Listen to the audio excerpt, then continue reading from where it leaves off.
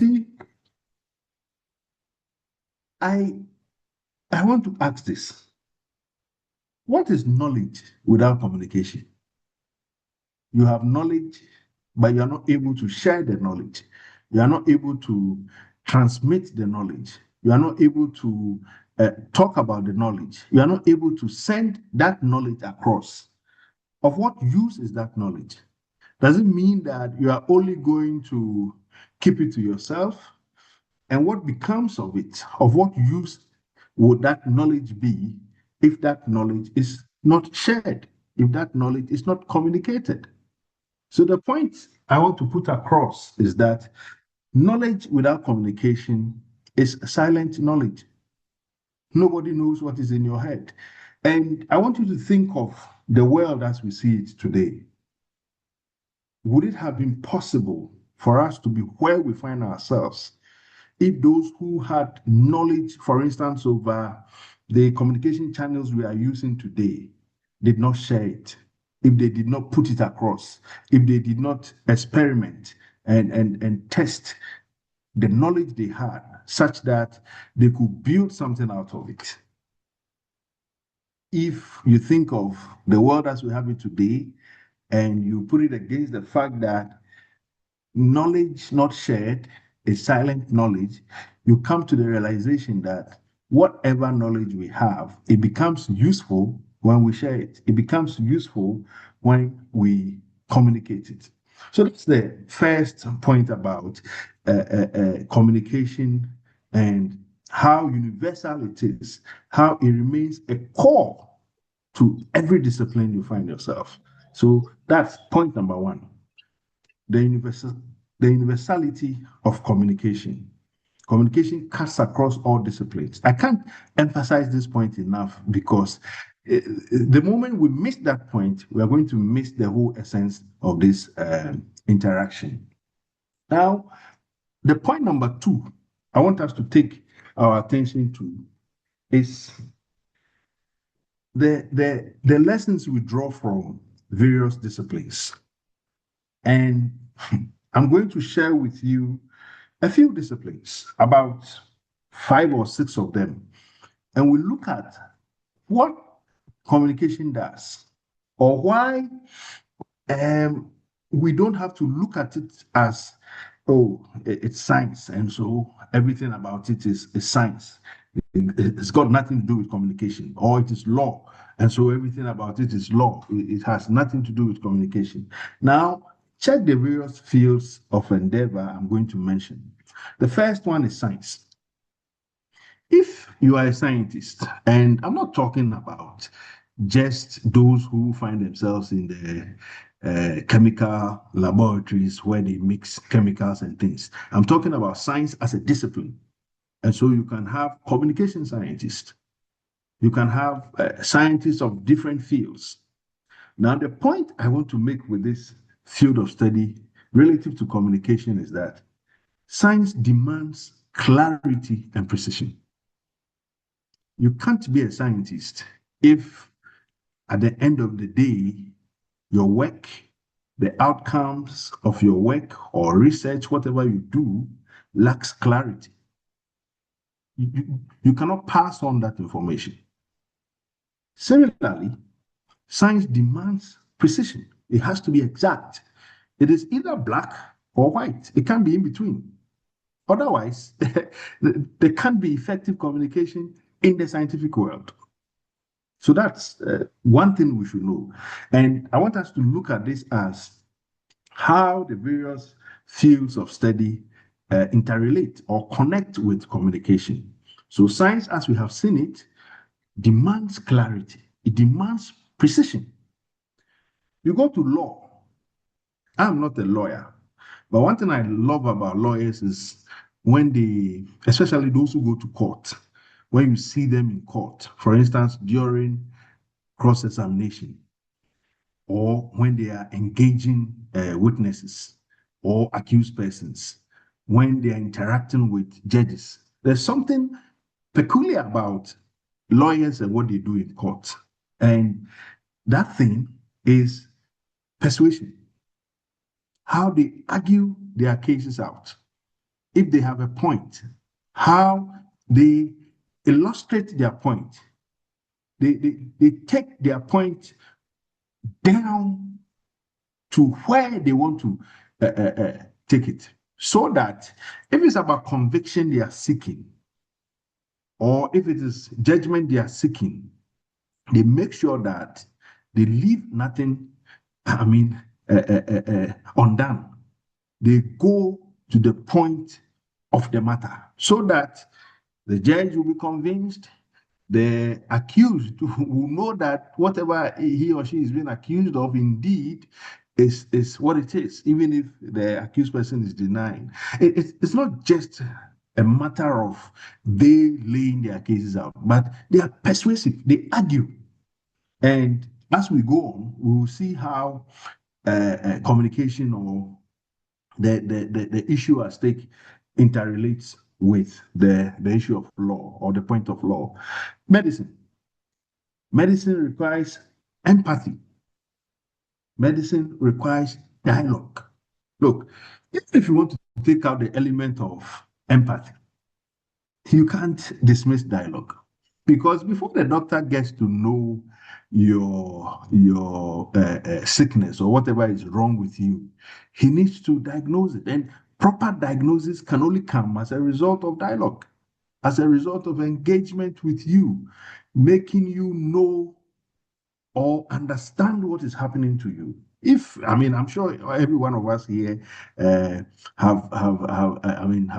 been to the hospital. You have been to the hospital before, and you just don't walk into the consulting room and have the doctor, by just looking at your face or by just seeing you appearing in his or her consulting room, he gets to know what is happening with, to you. Even if you enter the consulting room limping, even if you enter the consulting room with a bloodied bandage over your head, the doctor will still have to find out, still have to ask, what is wrong? What happened? And through that dialogue, he's able to offer a proper diagnosis based on which treatment will be administered. And I'm saying that we are going to see how communication plays a role in all of this. Let me take humanities. Those of us interested in the study of humanities, it thrives on communication. It thrives on communication because you need interpretation, you need to analyze, you need to critique, you need to explain. And in doing all of this, you cannot do without the matter of communication. So as we go on, you see that all the disciplines have at their base, at their core, communication. Now, even in the world of business, and business is it's more like life. All of us depend by one way or the other on a form of business, legitimate business, so that we are able to pay bills. Now, business, as we have seen it, if it will thrive and thrive well, depends on negotiation. You need to negotiate. Assuming you are signing a deal or you are going to sign a deal, if you go into the agreement with people who cannot negotiate, I can tell you that your business will collapse, because if you are not careful, any investment you have made, whoever is negotiating for you will trade it cheaply. And by the end of the day, you realize that you don't have anything to trade, or you don't have any grounds to stand on and do your business. And negotiation, core to negotiation, is the act of communication. You need to understand that. Now, the last point I want us to look at now, and I brought this in as a form of bias, because now I'm into theological studies, and in everything I'm learning in the area of theology, you see that theology calls for uh, uh, some high level of engagement. And this high level of engagement requires that you need to know the act of communication, communicating. You need to know how to persuasively, ethically persuade people to move from a certain lifestyle. Assuming we are talking about a change of life, you need to know how to draw people to the position that you think they should be, quite apart from where they find themselves. And I'm saying that in all these disciplines, if you are following carefully, you will see that in the area of science, in the area of law, in the area of medicine, in the area of humanities, in fact, business, theology. I started this conversation by saying that I studied mechanics. You cannot take your car to the mechanic without explaining to that person whatever is wrong with your machine. In fact, even if you're able to explain, he is also he must also come to the table with a certain understanding to be able to diagnose whatever is wrong with your vehicle. And the point here is that you need communication. So you see that whether you want to be a lawyer, whether you want to be a doctor, whether you want to be a pastor, whether you want to be a businessman, whoever you want to be, an engineer, without effectively communicating the ideas that operate in your field, success will elude you. So, um, all of us gathered here, let us take note of this, that the various disciplines of life, the various areas of study, all of them thrive on communication. So you cannot say that I want to go into communication studies, and for that reason, I will just go in there and study general arts, and so I'll be able to transit properly into the area of communication. It is not so. It is not so. In fact, the best of doctors I have seen are those who are able to um, interrelate properly with their area of study.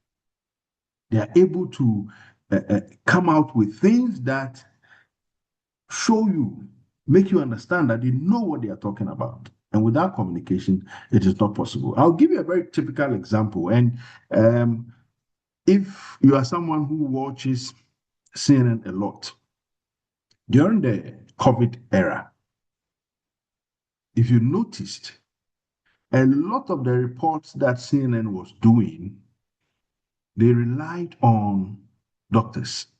In fact, there was a whole program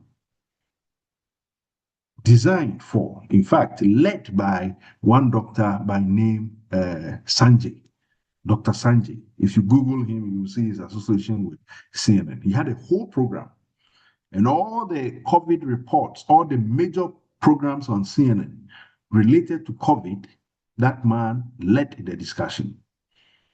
If you go and check his background, he's someone who has done high level medical studies with communication background. But here was a medical doctor on television almost 24 hours talking about a medical situation, not merely as a doctor, but also as a communication expert. So it's important for us to note that we cannot do without communication, regardless. I mean, wherever we find ourselves, we need communication to be able to thrive. Now, even if we are limiting ourselves to academia, a lot of us here, or almost everybody here, is in some form or some way into academia. If we are limiting ourselves to that, there are a few things we have to take note of. Very good academics are those who are able to write coherently. And to be able to do that, you need to communicate properly. In fact, very good public speakers. I mean, if a lecturer is boring, you probably have to check his public speaking skills. They will not get their classrooms excited. Such lecturers may not even have the opportunity to talk or speak at conferences because they probably have not mastered the art of communication properly. Still in academics, in fact, these days with new media and all the things that are happening, digital skills, these things thrive on communication. We are on Zoom this moment, and all of us here, the presumption is that we have a certain level of digital skill. But this digital skill is not limited to just one area of study. Today, mechanics, traders on the market, drivers, all the people, in fact, people that you may not suspect or think of having education are all digital natives. One way or the other, they find themselves in the digital media space, communicating in one form or the other. So you see that communication is not limited to one area or one field. It cuts across. And we need to know this so we are able to open ourselves to communication studies, for example, regardless of where we find ourselves. I cited the example of COVID-19 and what Dr. Sanjay was doing on CNN. In fact, I did a dissertation on COVID-19 in 2019-2020 for my master's program. And you look at how the Western media, I looked at how BBC and Al Jazeera, for instance, framed Africa. And you clearly see that there was a deliberate plan to make Africa look bad with COVID. Fortunately or unfortunately, COVID didn't kill us like it did in some areas of the world. But the point I want you to understand is that COVID actually exposed how poor communication between scientists and governments created confusion. Ghana, we were very lucky, I think, to a large extent. The government at the time had regular briefings. I mean, they did very well with the COVID updates. And that in itself showed how important communication is when it comes to our political lives. Because in that COVID scenario was a mixture of everything: medicine, business, even law, because it got to a point where some rights of citizens were curtailed. All of us were kept in a room not to come out. So you see, all this took place with the power of communication. By just one address, the president was able to speak to the nation on television. Some of us watched online, and we responded to whatever information they shared. So critical to managing COVID in itself was communication. And doctors needed to do it and do it appropriately so people could understand the message and respond to the message. So people gathered here. It is not possible for us to leave this lecture and still think that communication is only restricted to people who study general arts. If you are like that, begin to think differently, because there's evidence to show that other businesses, businesses and fields of study who have taken communication seriously are doing better than those who have underestimated the importance of communication to their business or their area of study. Now, before I bring this to an end, I want us to look at communication as a transformative tool. And that is why I was saying that if you are running a business, if you are in a certain field of study, and you haven't mastered or you haven't thought of incorporating communication in the way you do your things. If you are a student here, maybe contemplating what to do, you think, oh, I did a business in school, so I can't do communication studies. I am urging you to have a rethink. Have a rethink, because communication is core to everything you will do, even as a business person. Communication as a transformative tool. So communication is not just about speaking. It's not just about talking. It's not just about various devices or equipment or gadgets or whatever you call it, interacting with each other to create a message. It's not just about that. the processes involved in communication must lead to transformation. Otherwise, that communication must be suspicious. It might not be good enough because what is the point in creating platforms or creating channels for communication when at the end of the day, those channels or those platforms we are creating are going to impoverish us? Then we don't need it because life must go on. We must improve day after day. So, communication is about transformation. Regardless of the area of study you find yourself, you should be able to get into communication studies. And at the end of the day, those studies should transform your life. There should be some improvement or transformation in whatever you are doing. And there is this point that I want us to note, which is when we communicate across disciplines, we don't just share knowledge, we change lives. What we are doing here, we may come from various backgrounds, but depending on how we receive this message, there's a chance that we will change lives. Because you may listen to today's lecture, you might go home and speak to a parent or a student or someone who is contemplating whether or not to do communication studies. That alone, that passage of information might change somebody's life.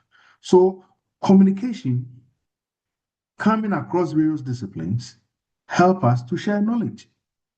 Communication is not an add-on. It's not something that you say, oh, I have this, so let me go and take it and add it. Communication is actually the lifeblood of every area of study. I started this lecture by saying that I studied mechanics. I don't think I was as passionate as others were. I got into journalism. And even within journalism, I specialized in sports. And how many years? 15, 20 years of sports journalism. Today, I find myself in ministerial studies with the Presbyterian Church of Ghana, studying to be a minister of the church. And core to everything I have been doing, even from my auto mechanics days, is the issue of communication. So we cannot take communication for granted. We cannot overlook its importance in today's life. Everything that we need to do depends very much on communication. Even if you want to specialize in business reporting, you need it so much because with your business studies, I don't understand finance and accounting so much. I don't think I even enjoy listening to business news. But I have had instances where people have read and interpreted business news in such a way that I get interested. This is not a platform to praise anybody, but the truth is the truth. There are some business news reporters on the local scene here. For instance, George Weafi of Joy FM. He breaks down the information and you get the meaning of whatever he's talking about. There is another guy, Kwao. He does some business reporting on Joy. He breaks down the issues, especially on investment stories.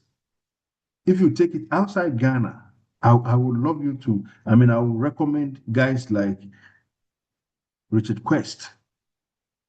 Quest means business. You may not like his style. I think sometimes he gets so much into the job, but then at the end of the day, you learn something beyond the numbers. There's another guy on BBC, Aaron Hest. You won't like his style. Sometimes it's as if he wants to even kick himself out of the studio. But they explain the subjects in such a way that at the end of the day, even if you don't like business and the numbers and all those things they talk about, they give you some simple understanding of what is happening in the world of business. So we cannot take these things for granted. There are a lot of examples I can cite. The bottom line is that we need communication, and communication is not a subject that is limited to people who study general arts in school. In any case, what is general arts? Today, there are artists, and some of them did not even study what we used to do in school, visual arts. Some are just gifted people, and they are able to communicate their ideas on paper, on screen, on wood, on boards, anywhere. And whatever they design or whatever they draw, whether with ink, pencils, or whatever it is, speaks to us. That in itself is communication at a very high level. So, as I end, I just want us to understand that our backgrounds do not matter. Our backgrounds do not matter. In fact, our backgrounds should rather help us to take communication studies seriously. I remember when the U.S. invaded the U.S. invasion of Iraq, and from those years up to even this point. I'm someone who likes the BBC so much. When you listen, there are times that issues of war reporting, issues of conflict, they don't just speak to journalists. They speak to sometimes military men whose understanding of war issues is deep. And some of these military men, when you go into their backgrounds, are people who knows even how to engage the media when it comes to conflicts. So you see that a lot of our journalism institutions now are incorporating conflict studies into their communication subjects. It is not for nothing, because journalists should be able to report conflicts and report it appropriately. Otherwise, we are going to create problems for ourselves. Communication is not something any one of us should take for granted. Whether you find yourself in the area of engineering studies, whether you find yourself in the area of medical studies or legal studies or even theology, your ideas only matter when they are communicated clearly. So if you are a student, maybe SHS, you just finished SHS, you are thinking of where to go, BlueCrest is inviting you for communication studies. Whatever you studied at the SHS level is immaterial. What matters is the ability to communicate whatever you have studied. And I promise you, if you are able to get good experiences with communication studies, then what you have studied in your area becomes impactful, because then you will be able to transfer knowledge in the most powerful way. So let us not just commit to our areas of study. Let us not just see ourselves as I did business and so I'm a business person. I did visual arts and so I'm a visual arts person. We should rather aim to become people who can speak, people who can write, and people who can share knowledge, especially in this era where we have various channels, various forms of transmitting information. If we are able to master the art of speaking well, the art of writing well, the art of sharing knowledge well, in fact, the whole business of understanding what communication is and how important it is to our area of study, we will see that our lives will be better than just limiting ourselves to what we know and what exists within our world. At this point, I would want to end here and thank you all for joining. I am hopeful that you have learned something, little, something that you can add on to what you know and also go and share with others. I thank you all for joining me and being part of this discussion. Thank you very much. Thank you very much, Mr. Jerome Autry. We are so grateful for you joining us today. Thank you for the incredible insights. You're welcome. Thank you so much. I know I personally learned a lot.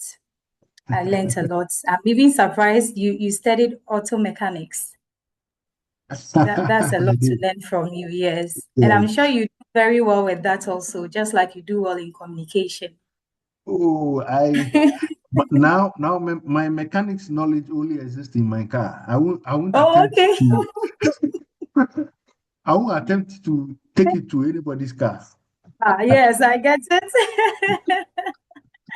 Thank you very much, sir. Thank you, Mr. Jeromotri, for You're joining welcome. us. You're I welcome. learned a lot.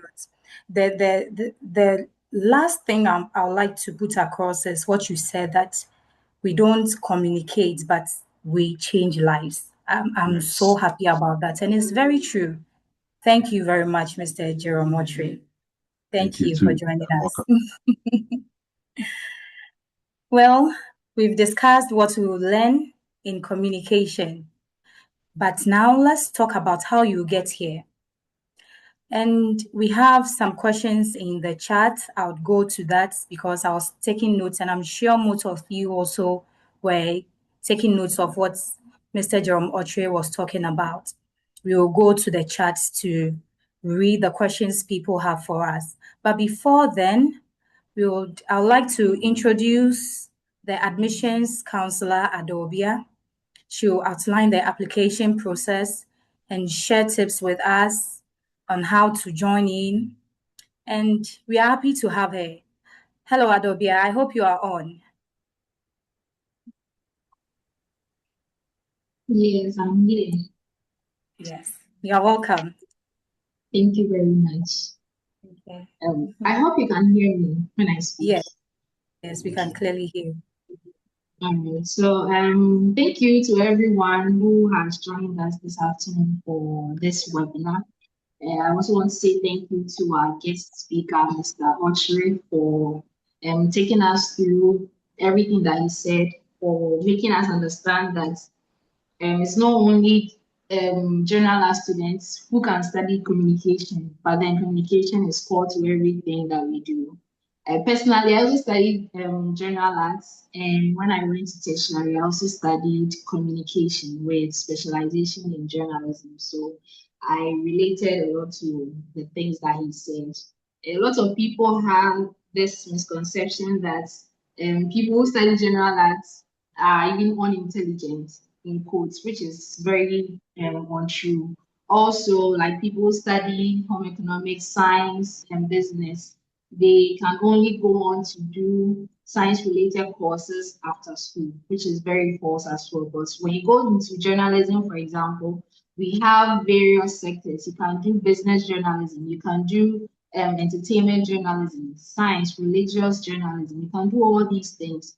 And PR also, almost every company or institution needs a PR team. So it doesn't matter whether you study business or science, there is always a place for you in the communication field. So that's a little I would like to add to it. Now when it comes to admission and getting enrolled at BlueCrest, it's very simple. To be able to apply, you simply need to fill out an application form. You can get that at our website, or you can also visit the school to pick up the form and then fill it out. Once you do that, you'll be required to add copies of your birth certificate, your WASI results, and then Ghana card or passport if you are international students. For the WASI results, to be able to meet the requirements, you would need an average of C6 in 6 subjects. That's 3 electives and then 3 core subjects. The core must include English and maths. Once you have this, your application will be processed and then sent to our quality assurance. And successful applicants will be sent their admissions offer letter through their mail. So if you make an application, I would encourage you to check your email 48 hours from the day that you applied. Also, once you do this, people who unfortunately do not meet the WASI requirements, especially, that does not mean you cannot get your degree. There is still an option for you, and that option is for you to do a UK accredited 6-month diploma program in business. What this does is that it gives you foundational knowledge and the basic knowledge in business. and related courses. Now, once you are done with the 6-month program, then you can now apply and start your degree. We do this so that everybody has a chance at getting their degree. We really want you to get your degree. So that is what we can do for you. Now, once you apply, our school fees, when it comes to our school fees, it's competitively cheap compared to others. Even if you still cannot afford the fees, we have flexible payment plans for you to make payments easier on your pockets or your parents' pockets.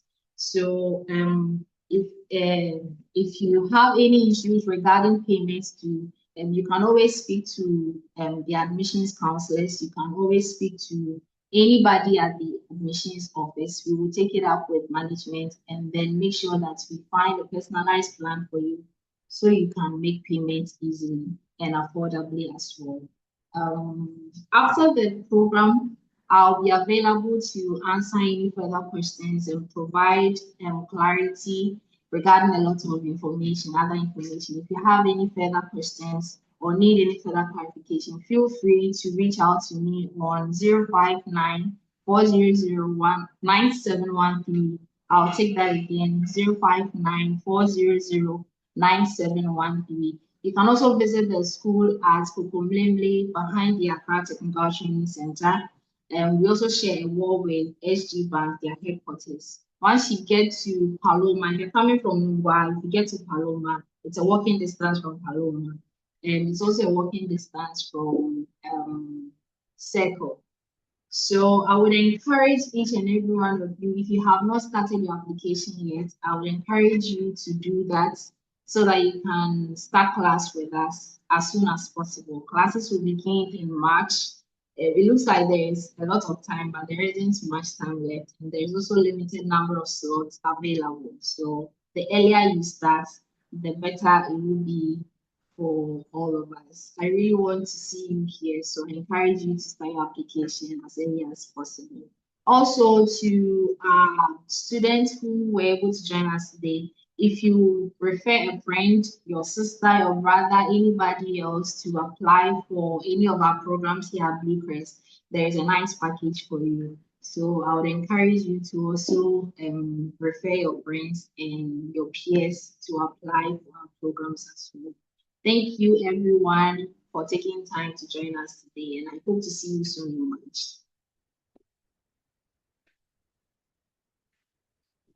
Thank you very much, Adobia. Hello, Adobia. Yes, I can hear you. All right. Thank you very much for Thank you. giving us yes, thank you. So I have an insightful and interesting news for you. And I hope you are taking notes because it's very important you take notes. So turn on your network into rewards. Do you know that every friend, colleague, or contact you refer to BlueCrest can earn you cash? It's our way of saying thank you for being a proud ambassador of the college. So let's talk about how it works.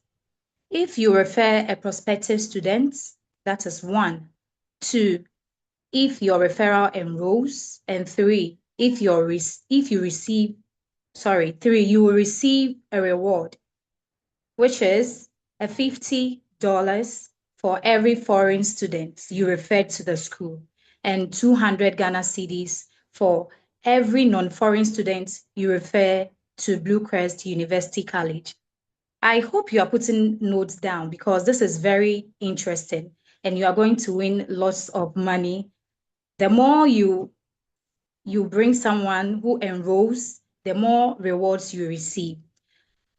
So let's help others by assessing quality education, especially in communication. I would advise that you talk to your friends around, you talk to your neighbors, and everyone who is interested in communication, just like we learned from our facilitator, that we don't communicate, but we change lives. So if you really want to change lives, I would advise that you enroll, not just enrolling and not just helping people enroll, but also earning while introducing a foreign student and introducing a non-foreign student who enroll, you earn a lot of cash. So for enquiries, you can contact 030 225 1151 or 026 301 1390. I'll take the number again. 030 225 1151 and 026 301 1390. Thank you very much, all of you, for joining our insightful webinar today. I'm very grateful for having you all join us. And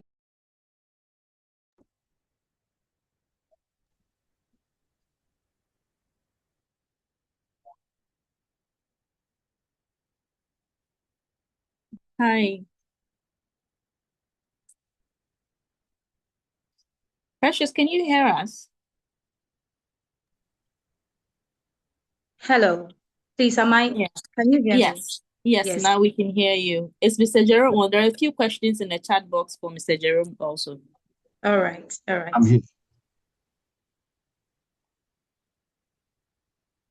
I'm here. So, Precious, maybe you can read it for Mr. Jerome.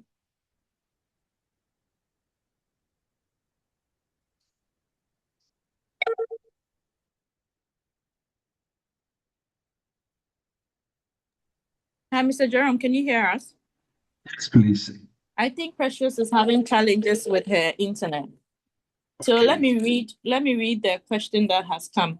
Can Mr. Jerome touch on the relationship between communication and history-related fields, including archaeology, museum studies, especially in this new digital age? Wow, this is a very embedded question. And Mr. Jerome, maybe you can assist us. Yeah. You can't underestimate the importance or indeed the relationship between communication and history-related fields. I will give this personal experience story, very brief one, to answer the question. There is a colleague of mine, and I say colleague because he's into some academic studies, and he, a couple of years ago, to be frank, I had forgotten that he even visited me. I didn't know him from anywhere.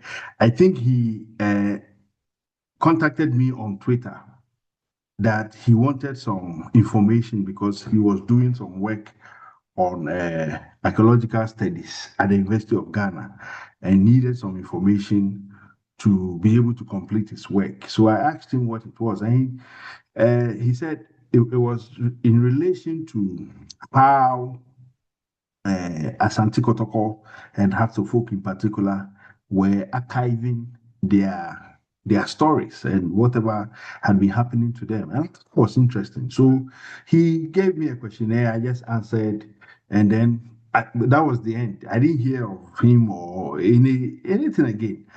Only to have a call, I think 2 years later or so, from a gentleman saying that he came to me some years ago, I think 2 years or so back, and he was then doing his master's in heritage and archaeological studies.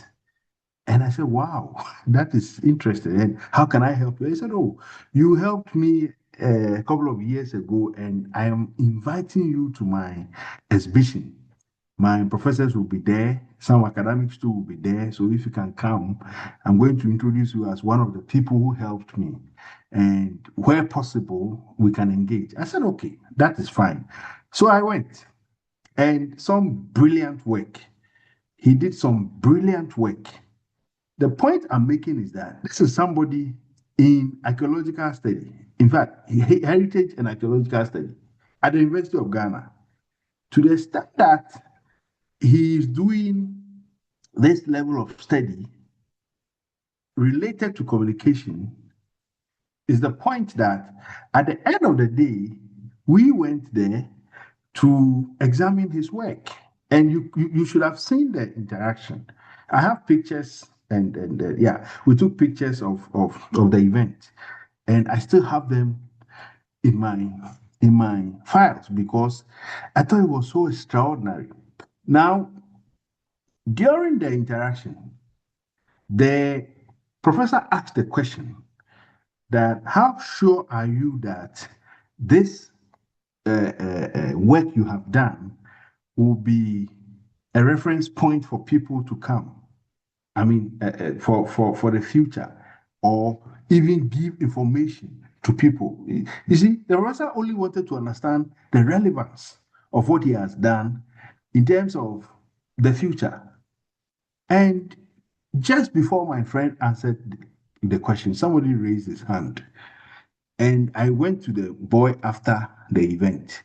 He raised his hand and said he wants to answer the question. And the professor was like, who are you? He said, oh, he's a student of UG. He heard of the event and he's interested. So he came to just observe. And the professor said, okay, you can go ahead. And the guy said, but for that exhibition, he has never, until that, he's never heard that there had been a stadium disaster in Ghana. So this event was, I think, 2023. Then, 22 years ago, that killed more than 100 people. He had never heard it before. And he came to the exhibition. He saw how that incident was exhibited on a white cloth, some calico with blood splashed on it, with pictures and all that. And he got terrified. So as he stood there, his whole question was, did this happen in Ghana? So that point was a point of information for that gentleman, even before we go into the future. Look, I'm telling you today, the friend I'm talking about, he's called Kwame Yeboah. As we speak, he's doing his PhD in the same field in the United States because the professor was so impressed with his work, the interaction, that gentleman's intervention gave the professor, in fact, the professor said, because of what the gentleman has said, he's going to score my friend high marks. So you see, to the person who asked this question, the relationship between communication and history-related fields, it's very, very important. At that moment, that young man, I think he was 21 years or so, during that exhibition, because I went to him, I asked him some questions, his name, what he was studying, and all that. And he said, oh, he was born some 21 years ago, which means he didn't know, he's never had it. But at that moment, because of the exhibition, and I'm saying that this was related to archaeological studies, because your question is related to archaeology and museum studies. I'm saying Kwame Yeboah, who now is doing his PhD in the US in the same area, was studying heritage, was into heritage and archaeological studies. And that moment, somebody got, if I can use this term loosely, delivered from some level of ignorance. So there is a direct communication link between history-related fields and what we are talking about. And you even mentioned it, especially in this digital age. This digital age leaves us with a more important reason to tie communication studies to the field of museum and archaeological studies. Because you see, if you take the Bible, look, a lot of materials have been dug from the past. That is today giving us knowledge, insight into how people in the ancient biblical days lived. And because archaeologists are digging these things out, and some of them are very old material, they are actually finding modern ways of storing this critical information. And some of these modern ways of storing this critical information is using the digital media opportunities that are available to us. So you see, there's a direct link. You can't delink the two. So please, if you are into history related field or archaeology or museum studies, I will plead with you, add communication studies to it. Because at the end of the day, your research into old things, the findings you would have. Look, next month we are going to have Heritage Month, Ghana Month. A lot of the things that I know media houses are putting out, they will need to communicate it to us. How you communicate it effectively is key to gaining attention. So if you are into museum studies or archaeological studies and you would want to talk to us about Ghana Month, things we should know 60 years ago, things we should know during the formation of Ghana. I tell you, if you don't develop proper communication skills, if you don't hone your skill as a communicator, nobody will listen to you, nobody will follow you, nobody will even want to pay attention to you. But for all you may know, you may have very good information to share on Ghana. But perhaps because communication skills are not good enough, you cannot gain the sort of attention or traction you deserve. So please, maybe this is a long answer, but it's just for emphasis. Communication and history related fields are bedfellows. They go together. After all your findings, you will need to communicate it to the world. You need to communicate it to the public. And if you are not able to do that, whether through writing, whether through speaking, any form of information transmission, you need to do it well so that you get whatever you desire from your field of study. Thank you. Thank you very much, Mr. Jerome Otri. And thank you also, Madam Henrietta, for taking the questions in the chats for me due to my internet hitch here. All right, so moving on, even before we move on, I would like to touch on what Mr. Jerome Otri said, that this digital age leaves us a more important reason to study communication, no matter the discipline you find yourself. And that is very true. So I would like to encourage all of you to go to our YouTube channel to listen to the whole webinar again. And the channel is, you type the BlueCrest College, that's the YouTube channel's name, and you can listen to whatever we had here today so that you don't miss out on the important steps and how to join in the communication. Thank you very much again, once again, Mr. Jerome Otri.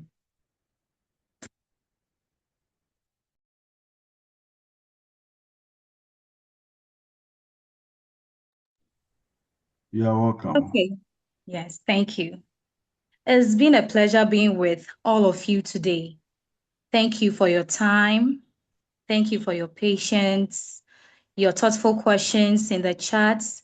We hope to see you all at our next session as you enroll and as you talk to your neighbors and your friends, your colleagues to join in our business, in our communication department, communication and journalism department in the BlueCrest University College. Thank you very much for joining us for today's webinar. Yeah, Precious. Yes. Yes. Mr. So yes. So before we wrap up, I want to share a few things with our potential journalism students. Okay.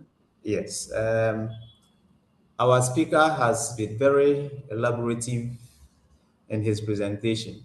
He's a long-time friend, and I know what he can do, and he has delivered to perfection.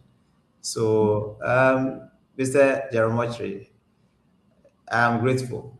The department is grateful. Thank you so much. Your background is so insightful.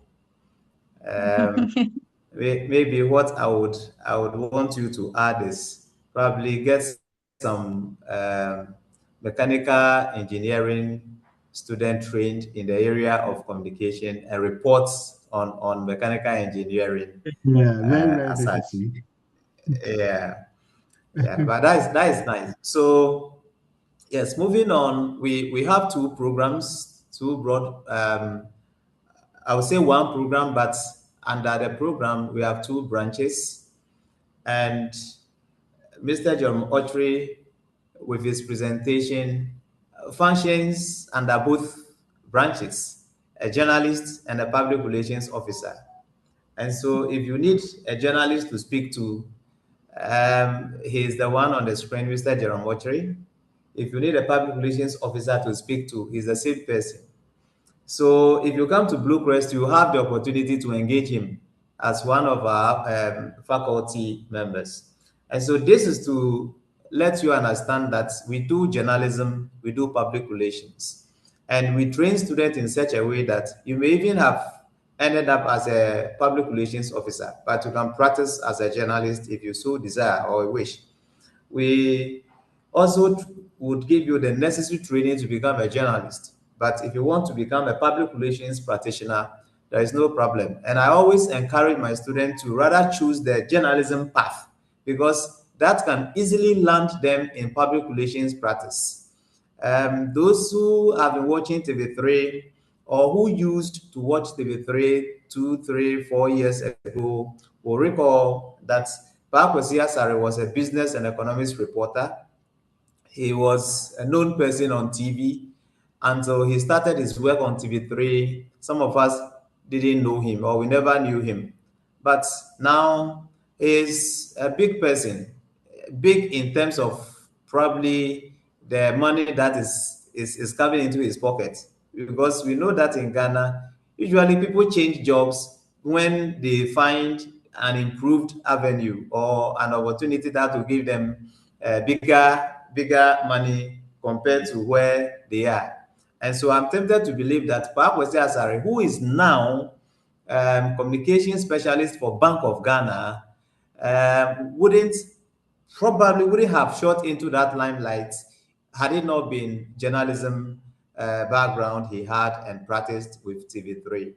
And so we train for journalism, we train for public relations. And either of them you choose, you get training that will shoot you up. The rest depends on you.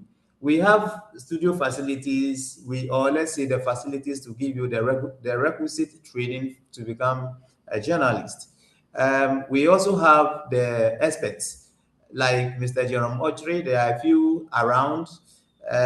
Last 2 weeks, we had a webinar and it was moderated by Mr. Fred Avognon, an experienced broadcaster.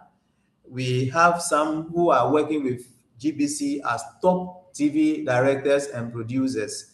We have top PR officials who are with us here. And so whether journalism or public relations, BlueCrest is ready to receive you and give you that training you need to excel and to make yourself and the school proud. So this is what I'll add by way of maybe selling out the department to you. Public relations and advertising at one side, journalism at the other side. But you can trust our faculty members to deliver and make you what you actually want to become in the future. Thank you, Precious.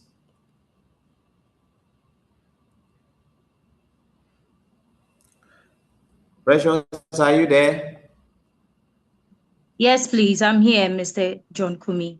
Okay. All right. Thank you very much. Yes. Oh, you're welcome. Thank you all for joining us, and we hope to see you during our next session. Thank you. All right. All right. So once again, to all our potential students, our guest speaker, and all the supporting staff, we are eternally grateful for your time. Thank you and hope to see you some other time. Bye. Bye. Thank you.